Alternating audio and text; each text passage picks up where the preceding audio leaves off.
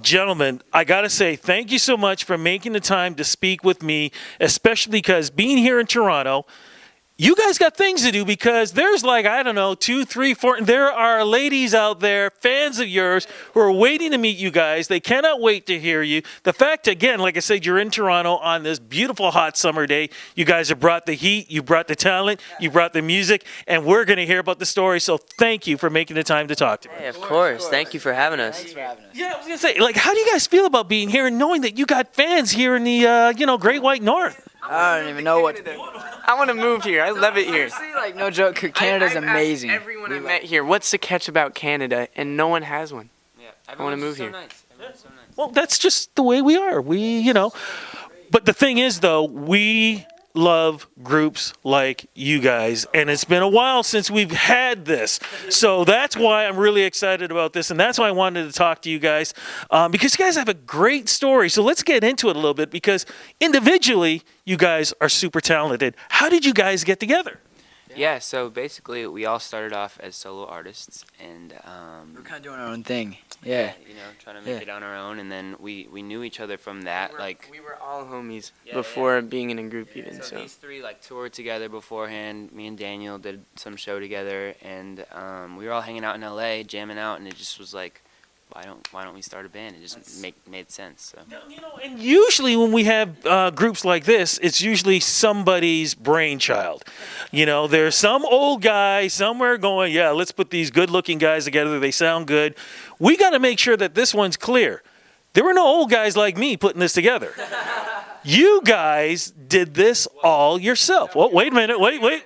we got a great team now. We got Randy Phillips, David Loeffler, and Atlantic, and they're amazing, and they support this. But we all kind of just started doing our thing. Okay, so when you guys put this together, did you know what kind of sound, or did you have any inkling how this was going to work? Oh, I don't think any of us knew what the potential could be or what the potential was. We were just jamming out. We were just jamming out. And you asked about the sound. We kind of we all listen to a lot of the same artists, which is pretty cool. We have a lot of the same inspirations and that kind of thing. So, when we were hanging out in LA, it was just like we were all kind of vibing on the same wavelength, which was really cool. And so, like you said, it just felt right. Big shout out to our producer Radio. He comes into the session and we just all vibe, and he comes with crazy sounds and stuff too. Candace. And I want to get into that. I'm going to get into writing and everything, but I want to talk individually, though, what you guys were doing. What were you doing before this all came together?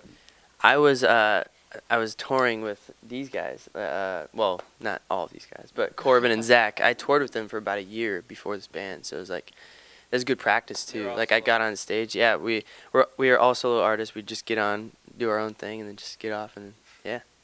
What about yourself, man? Even before the touring with them, I actually, I just did little Instagram covers, trying to get my name out there in a way.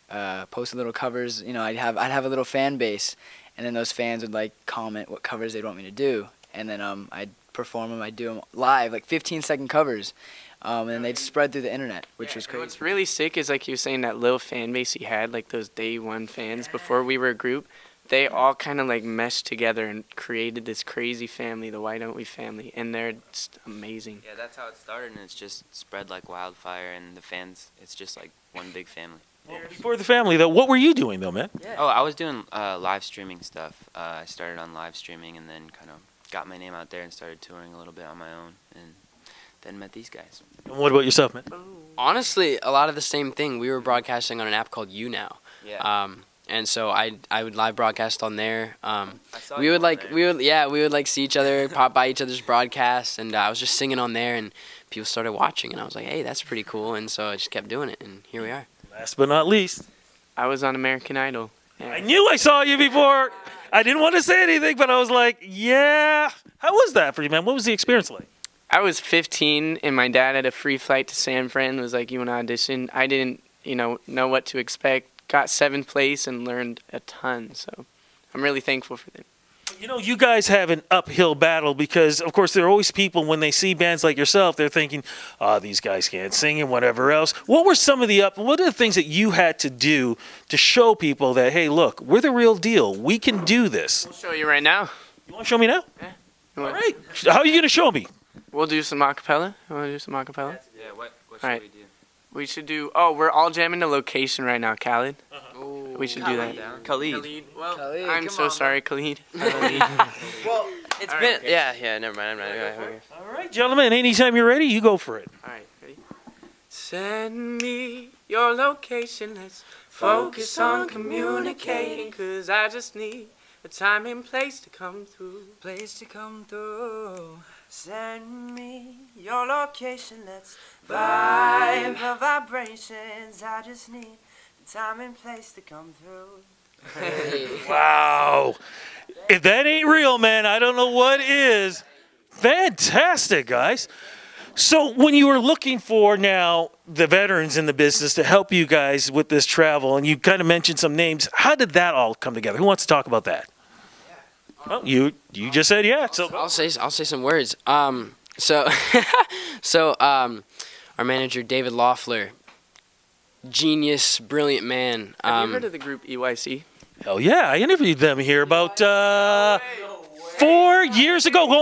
Go Yes. go on YouTube. You will see my interview with them. That's so dope. Yeah, one of the guys. Are you serious? Our manager. Okay, now this is really making sense on everything. So you guys hooked up, and Yeah, and got this team together. We also partnered with Randy Phillips. He's the founder of AEG. He's our amazing. big grandpa. He's our big grandpa, and we just got together and just creative juices were flowing, and we were like, let's get this thing started. And so they've been backing us this whole time, and we've been doing what we do, and they've been doing what they do, and together it's just like it's magic. Yeah, So- and this dude Logan Paul. I don't know if you've heard of him, but he's this huge YouTuber in America, and he had heard our sound, came to one of our first tours, our first tour actually that we ever did, and he loved our sound and hopped on board. So really cool of him. Yeah. As far as our sound goes, we like to kind of keep our own original sound. I know you asked that question. We want to stick true to us. You know, whenever people say "yo boy band," I feel like people kind of get like a certain like boy band. You know what I mean? We want to kind of be like a band that everybody can enjoy. You know, everybody like. We put music first, There you go. and the music we love. you guys have already proven. I mean, no knocking boy bands, but there have been some in the past. They could dance, they look good, but they couldn't do the microphone. You guys just proved you can do the microphone. Definitely. Okay, but here, you guys have had what? 3 EPs? Yeah. It was about 3? Okay, so what was the first one like compared to the second and leading up to the one that we have now? I'm going to let you handle that one. All right. So yeah, the first one was we came out with only the beginning. We came out with our single "Taking You," and that was our song that we just dropped saying like. How long did we get a band? That was like a month. Yeah, I think. it was our first song. dropped Taking You. We were a band. I think it was 1 or 2 weeks. Like we went in. We wanted to show boom, him right single. away, Boom. like that Drake mentality, just Yeah. drop. You know, he's always dropping music, so we kind of from the start have been doing that.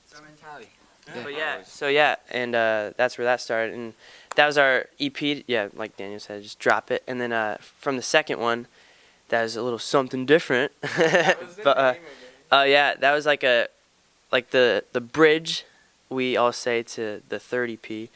We just we did a little something different with it, like different sounds and stuff, and then we went to 30p. Then we did something even crazier. We did more sounds. Why Don't We Just? Why Don't We Just? That was that one. And Why Don't We Just has like this cool like really cool like urban R&B like undertone to it, and then something different kind of has still like a pop feel but still that urban feel as well, so we kind of transitioned from There's like a maturity. It kind of goes up in maturity a little bit, from the first. That's the way old school did it, man. They were dropping singles and albums like every year. You could expect more next week, next month. That's what we love to do is just surprise our Just fans. wait. Just wait. So let's talk about that new EP. Let's talk about the new single. The new single, of course, is Something Different. Tell me about the story behind this. What's the single about? Oh, something different. Well, with this one, we really tried something different with it. Sorry, I just walked right into that. yeah, our whole life is a pun. Why don't we? Something different. Like, it's all just, Nobody gotta know. yeah, it's all. But yeah, no, this one, I mean, just even from the beat itself, it's got that dum dum dum dum that you wouldn't expect straight off the bat from a group like us. And that was kind of the whole idea going into that song, is like, just do you and don't care what everyone else thinks. And that's kind of what the message of the whole song is. So Man, I'm really happy for you guys. I know you got fans you got to get out there too, but I got to ask you guys, where do you want to be in 5 years from now? 5 years from now. 5 years from now. With our fans, 5 years from now, probably man. selling out stadiums is a dream for us. Probably that'd be crazy. And I mean, I never thought that would even be a possibility in my head till I saw what the fans have done this quick. We've only been a band 11 months. Like we just hit 11 months. I think we're all beyond thankful for what's happened in a year, almost a year. So I don't even know what's gonna happen in 5 years. We to work, be honest. we work really hard, and it seems like the fans work just as hard as we do. So all thanks to we'll them. see what. Well, look, I am hoping that in the next 5 years, when we're doing another interview, that it's going to be about, so what's it like selling out Rogers Center for the third and fourth time? Oh, there we go. Drop the mic. Guys, thank you so much for the interview. But more importantly, man, thank you for what you guys are doing for music, and the fans are loving it. Thanks again, guys. Thank you so much for having us.